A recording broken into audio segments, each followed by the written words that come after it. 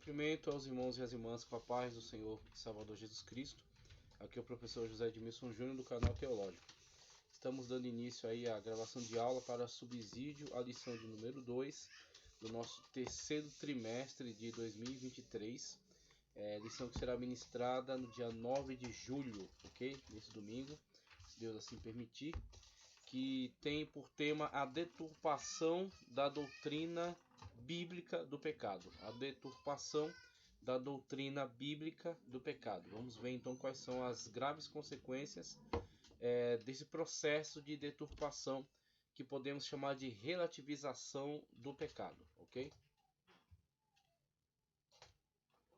A arte da capa nos mostra aí esse alvo, esses dardos que foram atirados, e faz menção à palavra hamartia do grego, que expressa a ideia de pecado como errar o alvo, ok? E aqui ele vai trazer até outras definições também relacionadas ao hebraico, que falam também sobre acertar o alvo errado, direcionar-se para o objetivo errado, errado diante da verdade da palavra de Deus, tá certo? Diante das predefinições de Deus através da revelação da sua Sagrada Escritura com relação àquilo que é certo e que está em conformidade ao sumo bem, que é Deus.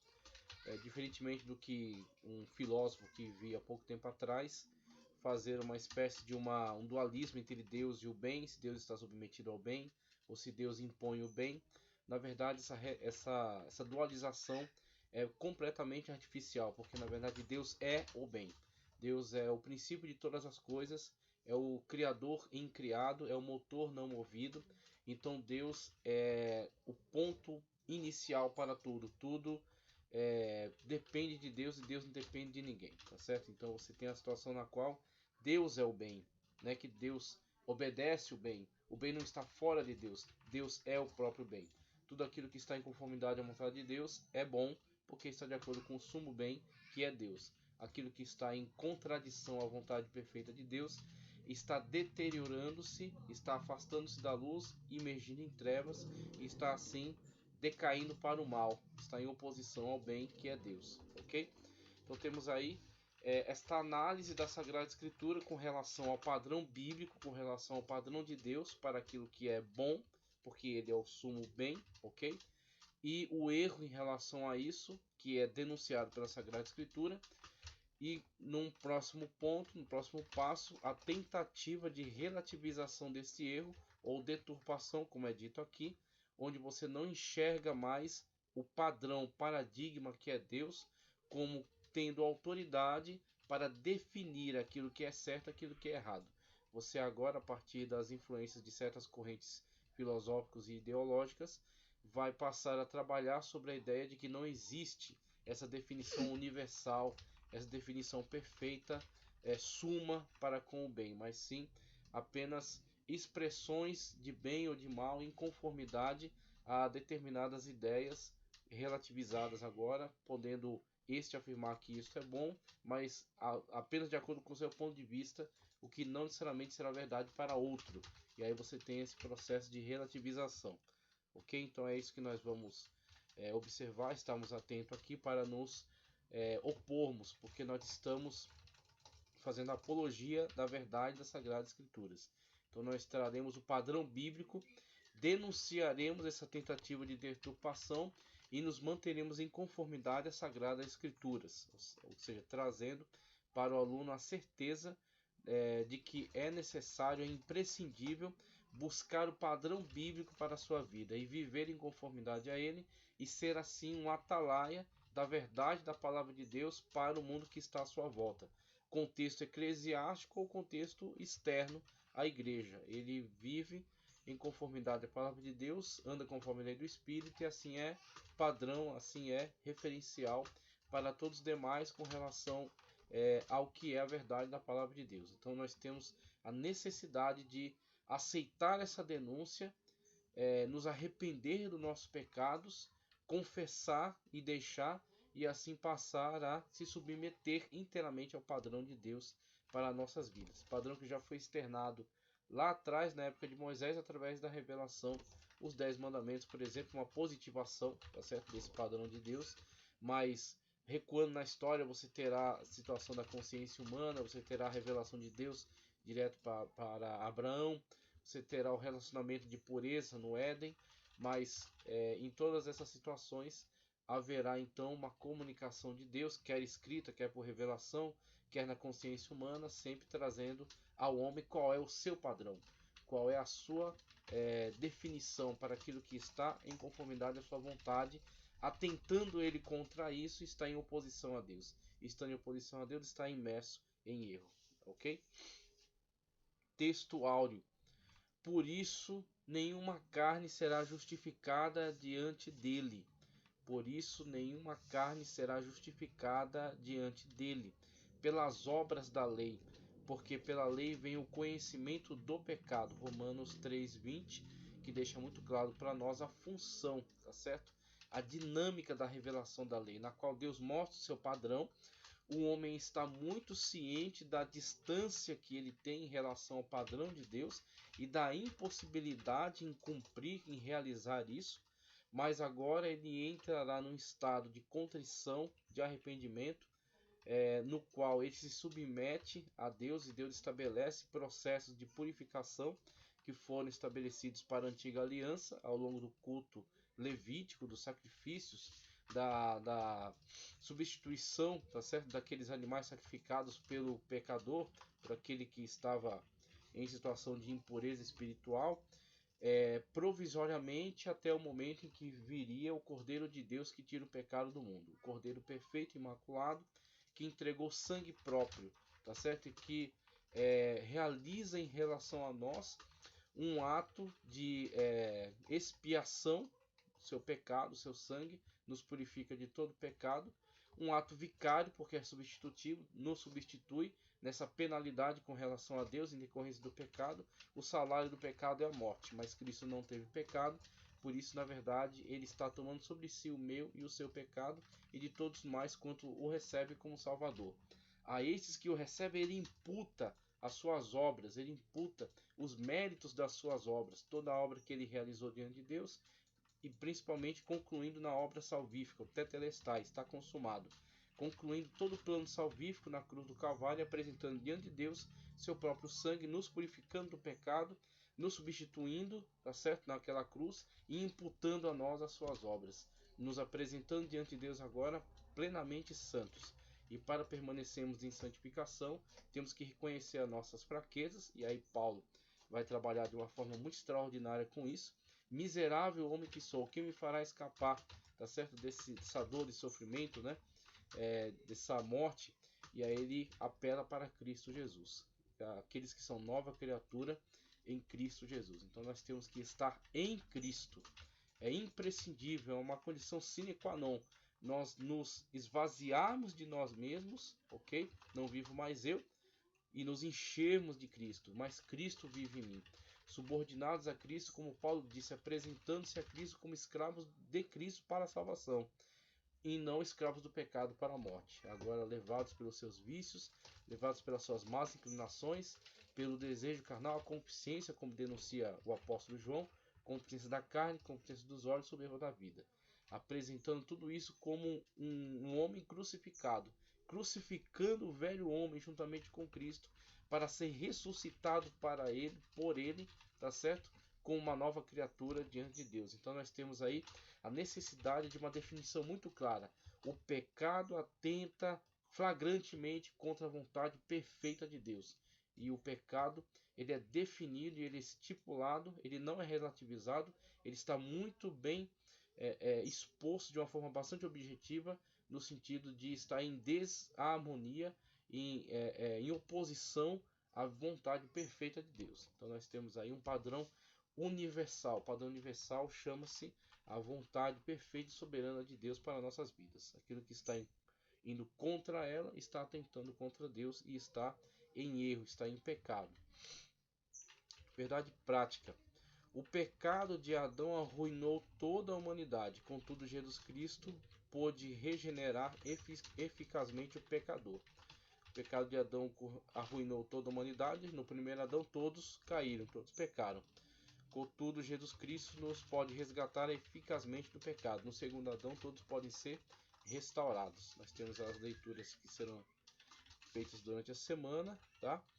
O texto oficial, a leitura bíblica em classe, está na extraordinária carta de Paulo aos Romanos. Inclusive, recomendo aqui para todos.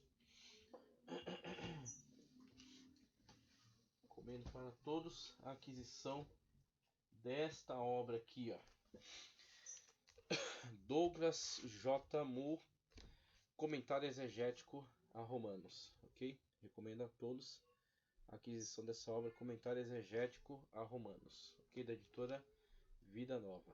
Então é um livro excelente, um livro que vai perscrutar, tá certo? Exegeticamente todo esse texto fundamental. Eu tenho também aqui Comentário Apocalipse e a gente vai aos poucos adquirindo essas obras que enriquecem tanto a nossa pesquisa nas Sagradas Escrituras, tá? Eu vou fazer a leitura da texto aí mencionado para a leitura bíblica em classe e vou fazer logo em seguida a leitura de um trecho desse livro aqui, ó, Seitas e Heresias, o Sinal do Fim dos Tempos, editora CPAD, Raimundo de Oliveira, tá? Seitas e Heresias de Raimundo de Oliveira. Sobre essa questão da relativização do pecado, como a teologia liberal lida com isso, e até um nome importante da teologia neo-ortodoxa, a teologia neo-ortodoxa, que também vai tratar sob a influência dessa teologia liberal, trazendo prejuízos que devem ser prontamente corrigidos. Então nós temos que nos posicionar não apenas antagonicamente a ideologias externas, mas até a infiltração dessas ideologias nocivas dentro de teologias que estão interagindo dentro da igreja, quer a igreja evangélica, quer a igreja católica, tá certo? Certos movimentos que estão bebendo dessas fontes perigosas e estão trazendo isso para os seus ensinos, para a sua pregação, para o seu posicionamento político, para as suas decisões. Então estão tomando decisões pautadas por essas ideias e essas ideias estão contaminadas. Cabe então a denúncia, a apologética, para que a igreja possa estar protegida desses nocivos movimentos que vêm trazer a destruição da afirmação correta da palavra de Deus. A palavra de Deus sendo afirmada de uma forma equivocada, produzirá então uma fé também bastante defeituosa, tá certo? Que traz a destruição da igreja, como já vimos outras igrejas que ruíram, ok? Estou falando de igreja local, porque a Igreja Universal dos Salvos nunca poderá ser superada, porque Cristo Jesus é o seu pastor. Ele é a cabeça e nós somos cada um membros do seu corpo. Essa é a Igreja Universal dos Salvos.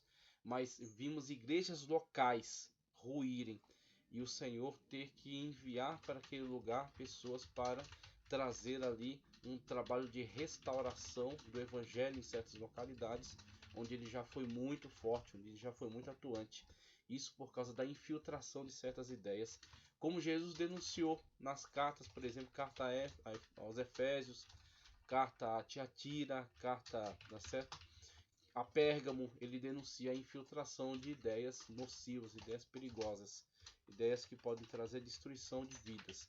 E esse é o papel, essa é a missão do professor e da professora de escola bíblica dominical.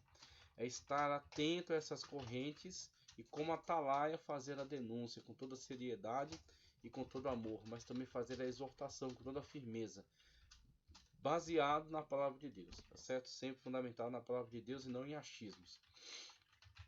A leitura está em Romanos 3, 9 ao 20, que diz: Pois que somos nós excelentes? De maneira nenhuma, pois já dantes demonstramos que tanto judeus como gregos, todos estão debaixo do pecado, tanto judeus como gregos. Então, como se enxergava, né, a divisão do mundo da época, o judeu está aproximado da lei de alguma forma, tá certo? Está debaixo do pacto de circuncisão, então existe um dualismo de circuncisos e incircuncisos, que será depois entendido por Paulo não mais numa questão de despojamento da carne, mas sim no sentido de comprometimento ou não com Deus. Mas você tem então esse dualismo entre judeus e gentios. Gentios, essa nomenclatura empregada no mundo grego, tá certo? Para falar acerca, acho que mais para o mundo romano, no mundo grego usava bárbaros, né? mas das gentes, dos povos, das pessoas, de forma bastante geral, bastante abrangente, né? Então a gente está falando das pessoas de modo geral. Todos estão debaixo do pecado. Então essa é uma realidade que a Bíblia Sagrada aponta de uma forma muito clara, não deixando margem para subterfúgios, né, de interpretações, para equívocos, né, ou para ambiguidades. Todos pecaram e destituídos estão da glória de Deus. Não há ninguém que entenda, não há ninguém que busque a Deus. 12. Todos se extraviaram e juntamente se fizeram inúteis. Não há quem faça o bem, não há um só. Sua garganta é um sepulcro aberto, com a língua tratam enganosamente, peçonha de áspides está debaixo de seus lábios, cuja boca está cheia de maldição e amargura. Os seus pés são ligeiros para derramar sangue, em seus caminhos há destruição e miséria. Não conhecem o caminho da paz, não há temor de Deus diante de seus olhos. Ora, nós sabemos que tudo o que a lei diz aos que estão debaixo da lei, o diz para que toda a boca esteja fechada e todo mundo seja condenável diante de Deus, devido ao padrão de Deus que não pode ser alcançado por feitos humanos. Ninguém se auto-justifica, ninguém se auto-salva, ok? Todas as obras e justiças humanas são trapo de imundícia diante de Deus.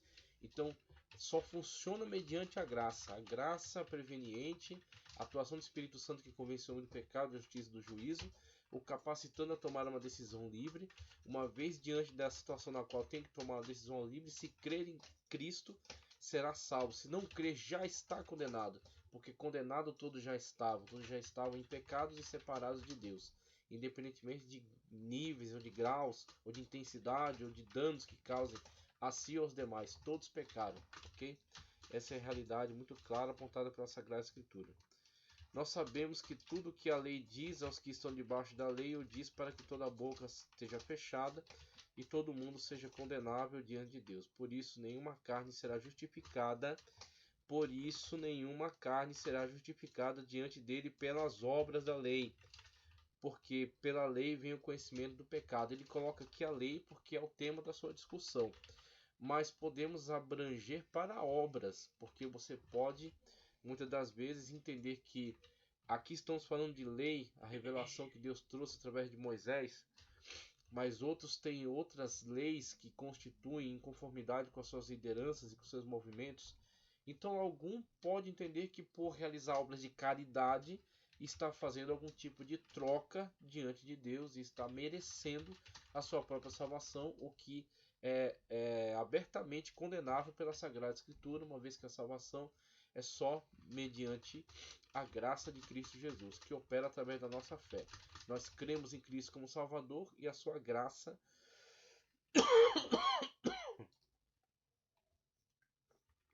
atua em nós para a salvação.